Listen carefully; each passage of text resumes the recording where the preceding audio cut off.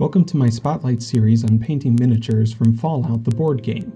Today we're looking at the Wastelander. Let's see how it goes. I'm going to show you the step-by-step process it takes to paint a miniature to a very nice tabletop standard. This includes prepping the miniature, blocking in base colors, applying a wash, highlighting the upper areas. We'll finish with some extra details and creating a scenic base.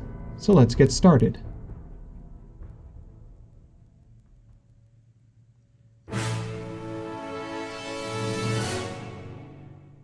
Miniatures are formed in molds, so some lines may appear on them. A craft knife can be used to carefully remove those. After that, a spray paint is used to prime the miniature. The Wastelander was first primed in gray, then a white was sprayed from directly above the miniature, so we can more easily see the details.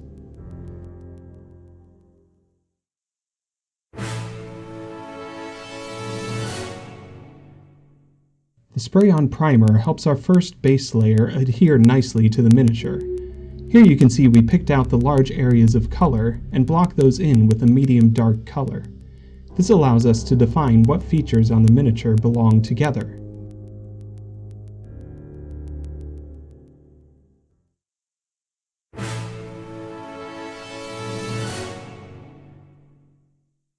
A wash is an ink that collects in the recesses of the miniature to darken the areas that would be shadowed. At this stage, I often fear that I have ruined the paint job because it looks so dark and uneven, but the next step helps us clean up some of those inconsistencies and brighten the model back to normal tones.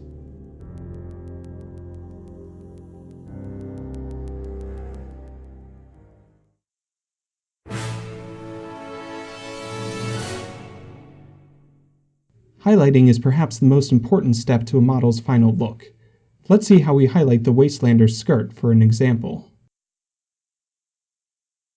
After applying a wash, the original base color is darkened significantly, so as a first step, we reapply the original purple color to the skirt.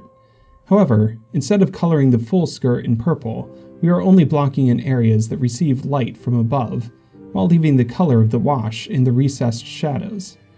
At this point, we should still be painting a large amount of the shirt.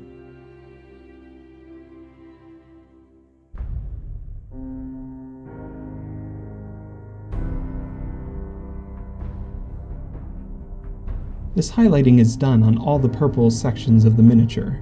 It may take several layers to build up the consistent color we desire. If any areas don't look smooth or bright enough, we can apply another layer of this first purple.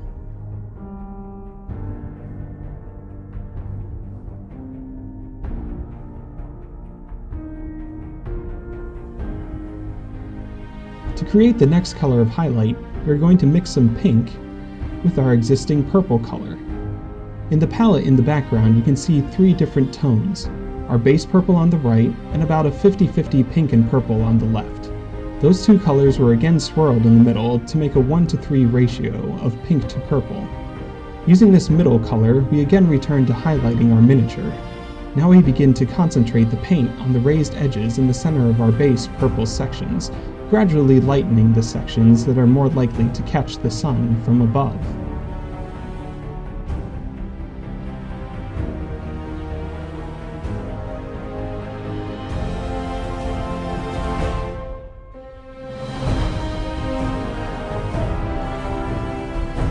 After the mid-tone has dried, we will take the lightest mix and pick out the highest and brightest points.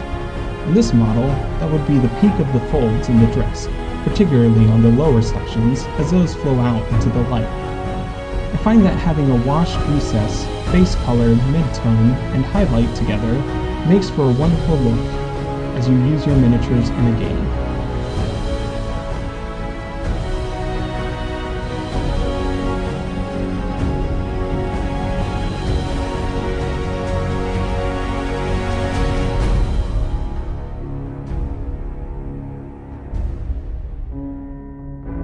I chose to also add this bright tone on the bottom of the dress to help define the wonderful edges that are sculpted there. And with that, the dress is done.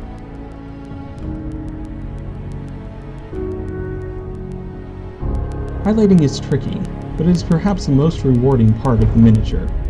I find examining the highlighting too close in a photo leads me to be unhappy about how uneven it seems at points, until I remember the figure is only an inch high and I am viewing details I will never see while playing a game.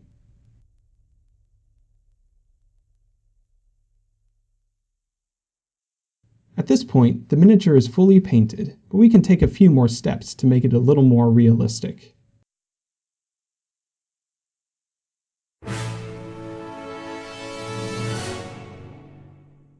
Fallout the board game takes place in a colorful post-apocalyptic wasteland. To match this setting, I have taken a brush with some earthy brown on it and stippled some weathering on the model, particularly towards the bottom where dirt is more likely to accumulate. This gives the model a sense of realism that was lacking before.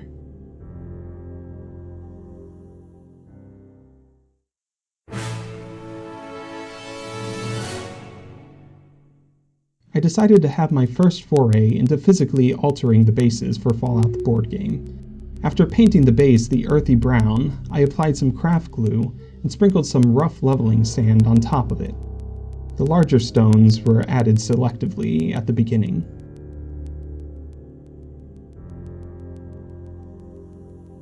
After sealing the stand with some more glue, I based it with the earthy brown and applied a brown wash for the recesses.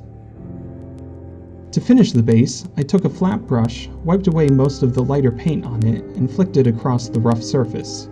This allows a small amount of paint to easily catch on the tops of the rocks, giving a nice multi-tone effect to the ground.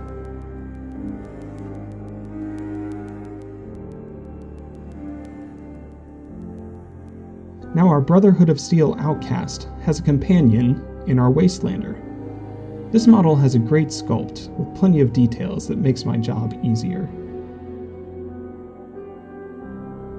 Thank you for joining me for this overview on how I paint my miniatures. If you enjoyed seeing this, let me know, and I can do it for future models as well. Thanks for watching.